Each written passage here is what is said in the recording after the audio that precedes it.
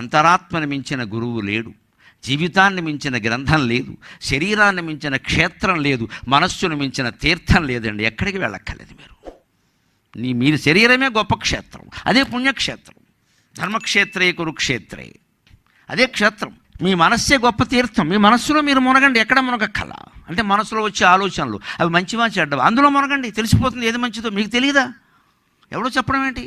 ఎవరో చెప్పిన మాటలు ఉపయోగపడుతుంది. ఇప్పుడు నేను చెప్పి ఉంటాయి కదా, మీరు గుర్తొస్తే ఖచ్చితంగా. అంతరాత్మను మించిన గురువు లేడు, జీవితాన్ని మించిన గ్రంథం లేదు. 100 మంది ఆత్మకథలు, జీవిత కథలు నువ్వు చదివినా, రామాయణం మొత్తం 24,000 శ్లోకాలు, భారతం మొత్తం 1,700 శ్లోకాలు, భాగవతం మొత్తం 14,093 శ్లోకాలు నువ్వు చదివినా, నీ లైఫ్ నువ్వు చదవకపోతే ఓడిపోయినట్టే లెక్క.